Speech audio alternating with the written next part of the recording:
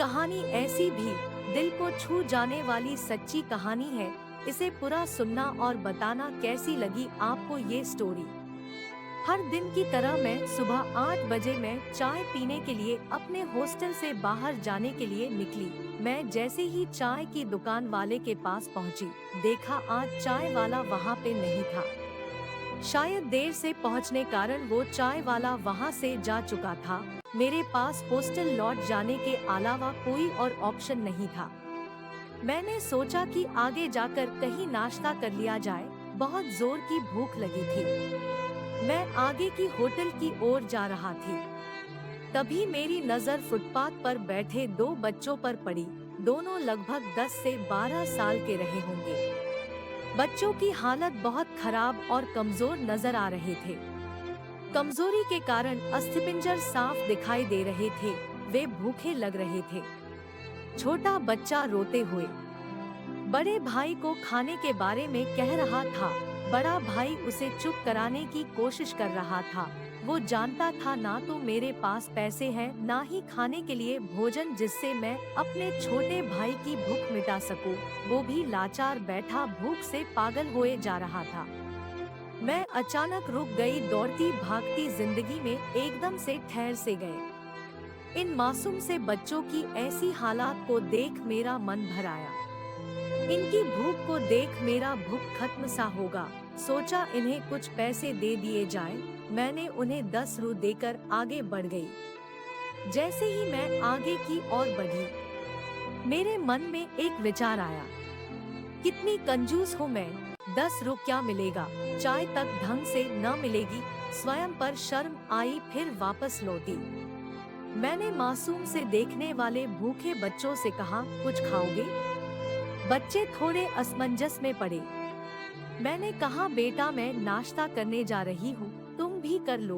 वे दोनों भूख के कारण तैयार हो गए। उनके कपड़े गंदे होने और ऐसी हालात में देखकर होटल वाले ने डांट दिया और भगाने लगा। मैंने कहा, भाई साहब उन्हें जो खाना है वो उन्हें 2 पैसे मैं दूंगी। मेरी बातें सुन होटल वाले ने आश्चर्य से मेरी ओर देखा। उसकी आंखों में उसके बर्ताव के लिए शर्म साफ दिखाई दी। बच्चों ने नाश्ता, मिठाई व लस्सी मांगी। सेल्फ सर्विस के कारण मैंने नाश्ता बच्चों को लेकर दिया।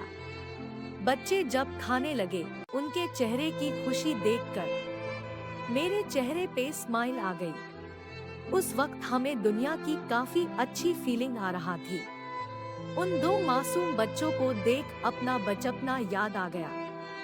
होटल से निकलने के बाद मैंने बच्चों को कहा, बेटा जो पैसे मैंने दिए हैं उसमें 2 रू का शैम्पू लेकर हैंड पंप के पास नहा लेना और फिर दोपहर शाम का खाना पास के मंदिर में चलने वाले लंगर में खा लेना। और मैं नाश्ते के पैसे देकर फिर अपनी दौड़ती दिनचर्या की ओर बढ़ निकली। होटल के आसपास के लोग बड़े सम्मान के साथ देख रहे थे। होटल वाले के शब्द आदर में परिवर्तित हो चुके थे। मैं अपने हॉस्टल की ओर निकली। थोड़ा मन भारी लग रहा था। मन थोड़ा उनके बारे में सोचकर दुखी हो रहा थी। रास्ते में मंदिर आया। मैंने मंदिर की ओर देखा और कहा, हे भगवान, आप कहाँ हो? इन बच्चों की ये हालत, ये भूख, आप कैसे चुप बैठ सकते हैं? मोरल, आज हमारे आसपास में ना जाने ऐसे कितने लोग हैं जो गरीबी के कारण एक पल के लिए खाने के लिए उनके पास भोजन नहीं है और ना ही उनके पास पहनने के लिए कपड़े हैं। जहाँ पे इस तरह के बच्चे आपको दिखे, आप उनकी मदद जरूर करें। जितना हो सके उतना मदद जरूर करें। उसके बाद आपको जो खुशी मिलेगी ना, वो और खुशी कहीं और नहीं मिलने वाली आपको। हम बदलेंगे, युग बदलेगा। हम सुधरेंगे, युग सुधरेगा। आपको कहानी कैसी लगी, हमें आप अपने कमेंट करके से बता सकते हैं। ऐसे ही अच्छी और दर्द भरी कहानी सुनने के लिए मेरा चैनल सब्सक्राइब करें प्लीज।